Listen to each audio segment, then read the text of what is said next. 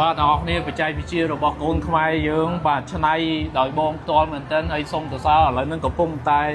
មានការគ្រប់គ្រងច្រើនហើយនៅក្នុងនេះពិព័រណ៍បច្ចេកវិទ្យានិងយានយន្តនេះគឺជាបច្ចេកវិទ្យាហ្គាសទឹកដែលដោះបញ្ហារឿងម៉ាស៊ីនឡានស៊ីសាំងបាទស៊ីម៉ាស៊ីនអីផ្សេងនេះដូចទាំងអស់គ្នាមើលនៅទីនេះអូឡាននេះដាក់ឡានធំមកណាបងណាបាទបានទាំងអស់សឹងតែគ្រប់ឡានបាទសឹងតែគ្រប់ឡានបើភាគច្រើនឡានណាដែលស៊ីសាំងច្រើនស៊ីម៉ាស៊ីនច្រើនគឺបងដោះស្រាយបានបាទហើយអានេះគឺជាបច្ចេកវិទ្យាតែប៉ុណ្្នឹងឯងហ្មងបាទវាលក្ខណៈវាសាមញ្ញតែប៉ុណ្្នឹងតែមានអាពីរដុំនេះទេអានេះវាគ្រាន់តែជាបន្ថែមដើម្បីឲ្យមើលឃើញមានអាគុយមានអីបាទហើយអានេះទឹកធម្មតាយើងញ៉ាំហ្នឹងហើយតែយើងបែកវាទៅជាហ្គាសបានដោយសារ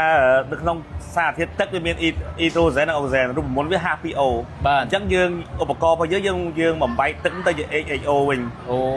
ដែលជាបច្ចេកវិទ្យាថ្មីណាបាទហៅវាមិនថ្មីតែប៉ុន្តែវាជាបច្ចេកវិទ្យាដែលយើងរៀនណាក៏ធ្លាប់រៀនដែរបាទក្នុងទឹកគឺចាប់ដើមពីអ៊ីដ្រូសែនអុកស៊ីសែនប៉ុន្តែយើងបំបែកទឹកទៅជាអ៊ីដ្រូសែនអុកស៊ីសែនវិញបាទចឹងឧបករណ៍ហ្នឹងវាកាលណាវាបែកអ៊ីដ្រូសែនអុកស៊ីសែនបែកពីគ្នាវាទៅជាឧស្ម័នហើយវាទៅជាហ្គាសដែលយើងហៅដែលយើងដាក់ហ្គាសទឹកហើយយើងយកហ្គាសហ្នឹងយកទៅធ្វើអីយកទៅលាយជាមួយនឹងលបាយសាំងឬក៏លបាយម្សុទ្ធហ្គាសហ្នឹងតាមរយៈកអែរហ្នឹងវាចូលទៅវាចូលលបាយមួយសាំងហើយនឹងម្សុទ្ធបាទបើឡានយើងសាំងចាក់លាយមួយសាំងទៅបើបាយយើងម្សុទ្ធលាយម្សុទ្ធចឹងហើយវាលាយគ្នាបងថាវាសន្សំចៃ 20% បាទដោយសារអីវាសន្សំចៃកើតមូលហេតុដែលវាសន្សំចៃទី1គឺដោយសារវាជួយដុតចំហេះសាំងឬក៏ម្សុទ្ធហ្នឹងឲ្យឆេះសឹងតែ 100% បាទហើយតាក់ទងជាមួយបច្ចេកវិទ្យាផល្លានគេហៅថា EPU វាឬក៏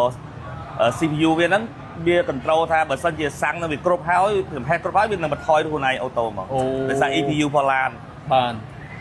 អញ្ចឹងហើយបច្ចេកទេសហ្នឹងมันធ្វើឲ្យឡានវាសន្សំចៃបាទហើយមកដល់ពេលនេះប្រហែលឆ្នាំហើយដែលហ្គាសទឹកបច្ចេកវិទ្យាដែល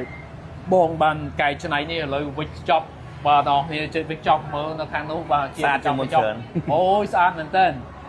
ហើយប្រហែលឆ្នាំហើយបងដែលបច្ចេកវិទ្យានេះត្រូវបានប្រើប្រាស់បច្ចេកវិទ្យាតាមបើយើង start ពីខែ2 2022មកដែលយើងបាន official launching ណាប៉ុន្តែការស្រាវជ្រាវរបស់យើងមុននឹងពី2ឆ្នាំទៀតបាទអញ្ចឹងឥឡូវហ្នឹង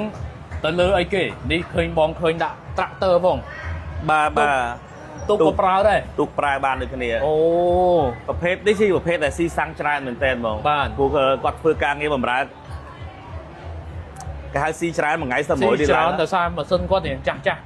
ឲ្យធំទៀតចាស់ឲ្យធំទៀតបាទអញ្ចឹងគឺត្រូវការហ្គាសទឹកនេះខ្លាំងមែនតើបាទយើងប្រភេទនេះបើយើងនិយាយស្រួលស្ដាប់ទៅមួយថ្ងៃសាមអត់ក្រោម20លីត្រទេដាក់ឧបករណ៍របស់ខ្ញុំទៅគាត់ប្រើពេញមួយថ្ងៃហើយគឺគាត់ថា8ម៉ោងពេញបាទអត់ក្រោម20លីត្រទេ